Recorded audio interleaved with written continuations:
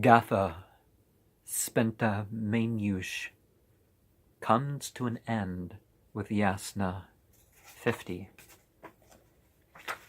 Kadmo irvaisechaya avanhu kemu ipaseas kemenathrata vistu anyu ashat thwat chamazda hura azda zuta vahishtat cha mananhu, accept thy justice or thy good disposition, O mindful Lord, whom may I with certainty invoke to protect my cattle and myself?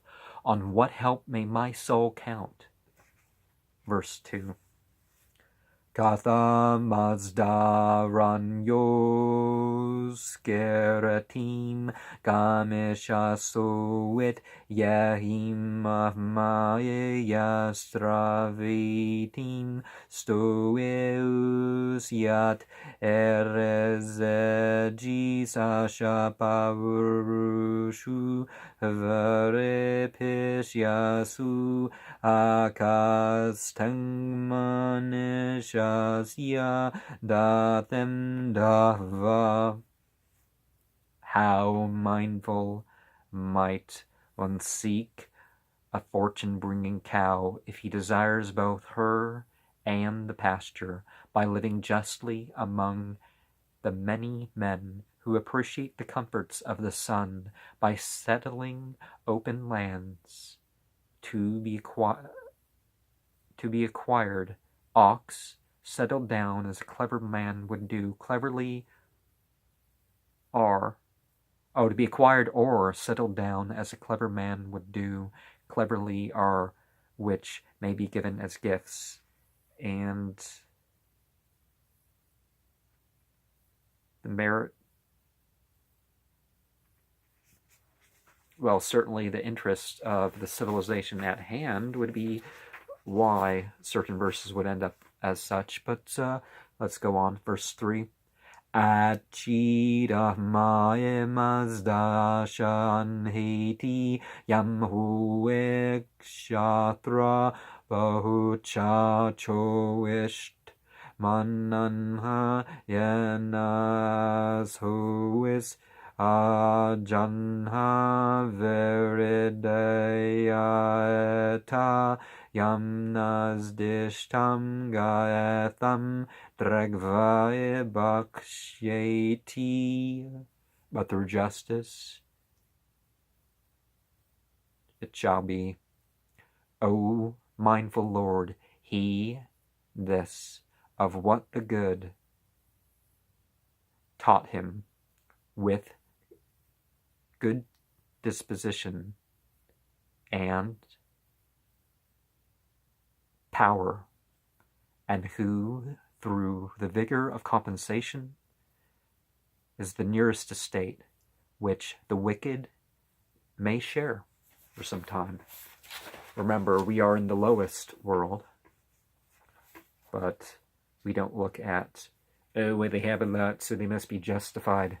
I think somebody is taking issue with a few videos on my channel saying, you should have the power to stop, to stop the weather from interfering with your with your internet signal. It's like, no.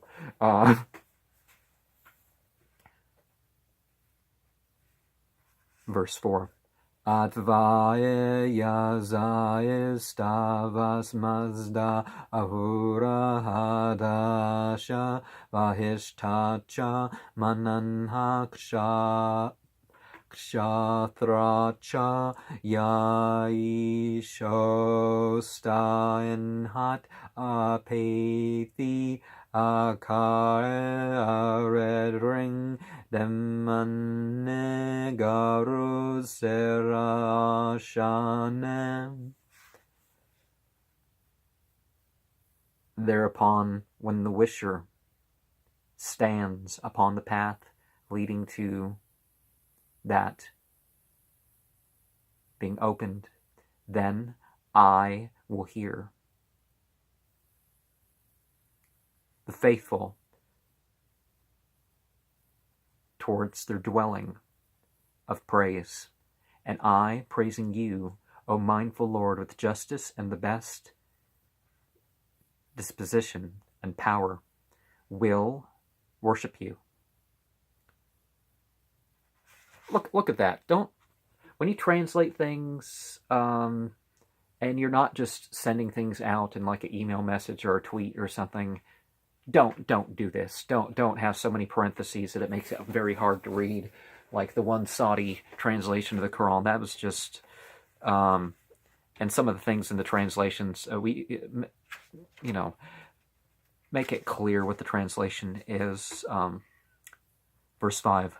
Aru ezikshma mazda shahura yaryushma kae mathrane vaurazatha evidereshta vishyava avanha Zastaishtayanae vatre dayat. And so we have here, Dad, what does it say? As you have rejoiced with and for your prophets. Therefore, O mindful Lord, I have, through justice, aroused myself on account of your visible and manifest help, through hand-sought labor, which restores us to well-being. And if you can find your state of well-being and doing what is best, rather than just, people taking harmful substances or doing wrong things to try to put themselves into a state, then this is the supreme achievement of life, isn't it? The joy of righteousness.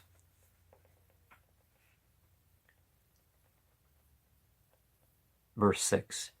Yematra bachem mazda bariti rvathu ashanamanha zarathustro data krateas Hezvorathin stoemahyarazeng bohu sahit mananha.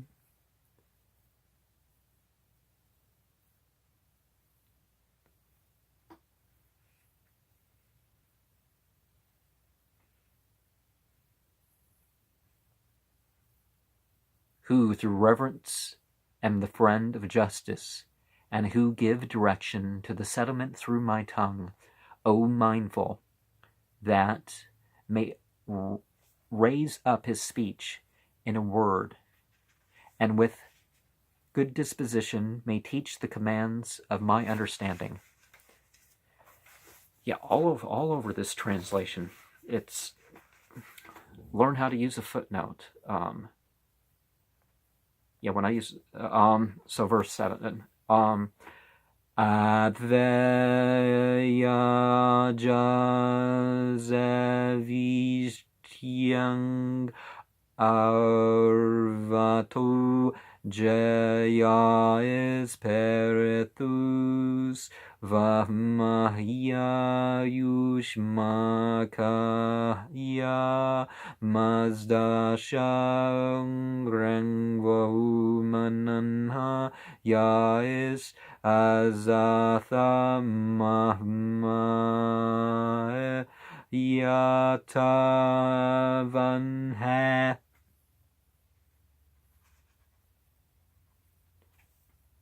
For you, O mindful, with justice and good disposition, I will yoke on speedy runners, thick and strong, with spurs of adoration of you. Through that may you drive on, and might you aid me. And remember that being on the side of the light beings or the humans or something like that does not mean that we worship God through them.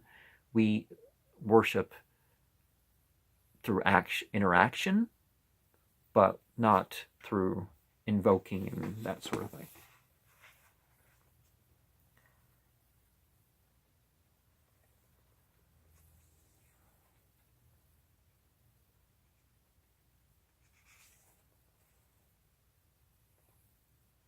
Verse 8. Madhvaye padayas yafrasruta izayaye pirijasaye mazdastanazastu advayacha redrayacha namanha advayavanheus mananhu hunaretata. With these verses, which are famous, as of zeal, I will with outstretched hands encompass you, O Mazda. You also, O Justice, with the reverence of the faithful. You also, with the full ability of good disposition. And remember, when we evoke, we form the connection with ourselves. It's us that goes, per se, us that changes. So that's what's being referred to there, the awareness of the presence of God, even in your hand, in your heart. But it's not, it's grabbed a hold and controlled. No. Verse 9. Ta is vae yasna is paiti stavas animazda shavanheus shyathana is mananhu yadasho is mahya vasekshaya adhudanas Ishayas Gerezdayem. I will come towards you, O mindful and justice, praising with these hymns and with these deeds of good disposition, and when I shall rule at will over my compensation, then shall I become recipient, caring for that of the well-disposed. Well, we're certainly in control of our deeds. So the joyous control of the result of our deeds, it's like, yeah, I'm getting my, verse 10. Atya versha yacha peri ayasya thanna yacha bahu chashmam marajat mananhara chaye vengasnam uksya erus Kshmakae Ashavamae Mazdavura.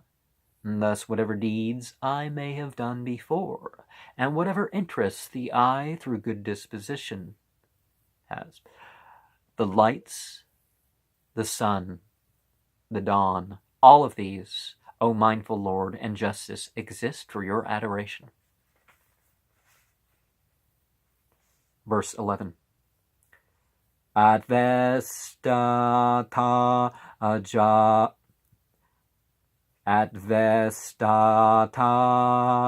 jae mazdanhacha yavadashatavacha Isaitcha data enhes aredat bahumananha Hityavarishtam yad vasna firashotemem. I will preach that I am your praise singer, O mindful, and may I be this, O justice, as far as I am able and can.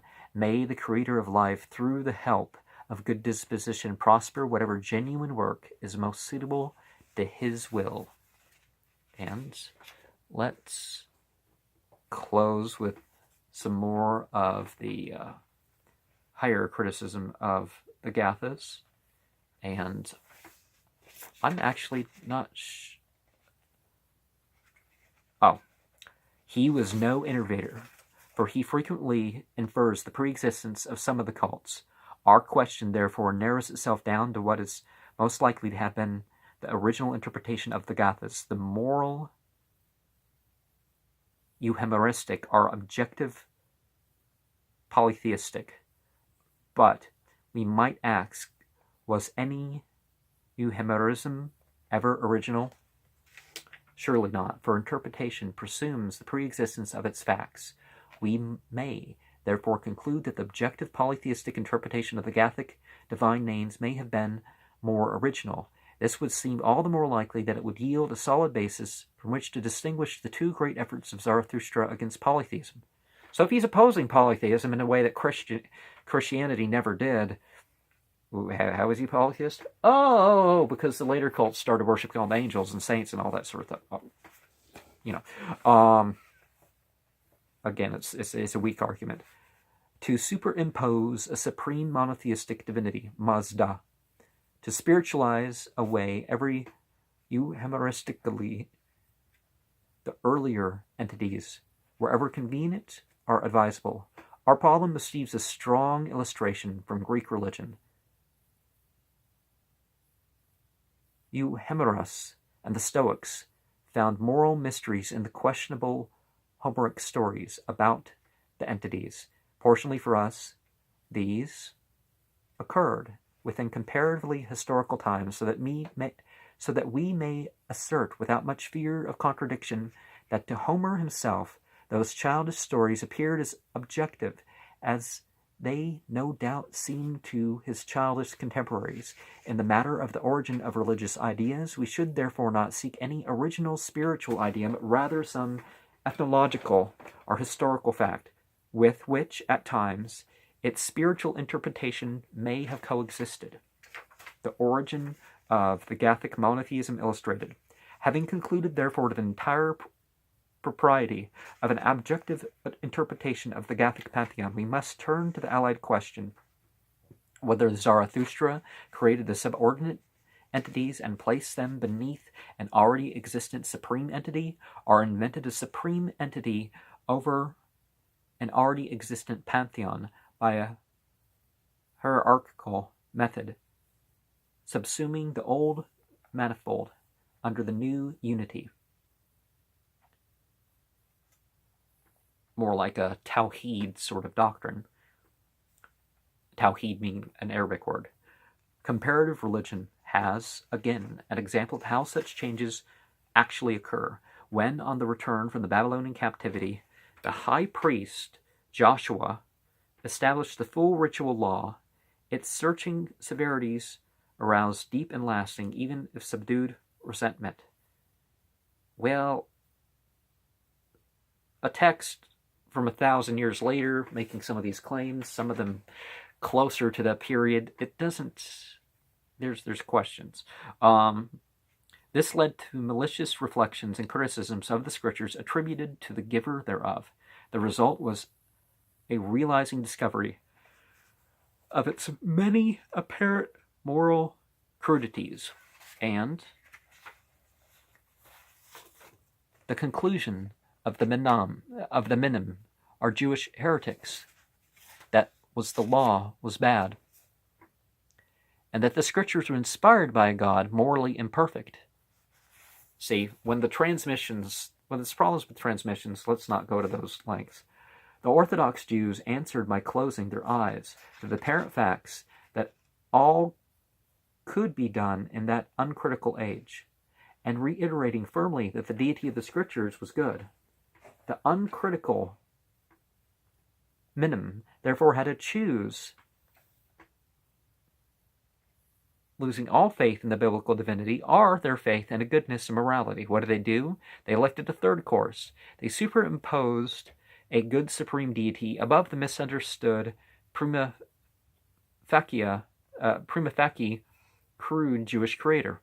This solution was very convenient inasmuch as it provided a classification for foreign divinities, which the Jews had, till then, fortunately or unfortunately, been able to ignore, but which the Romans now forced upon their consideration.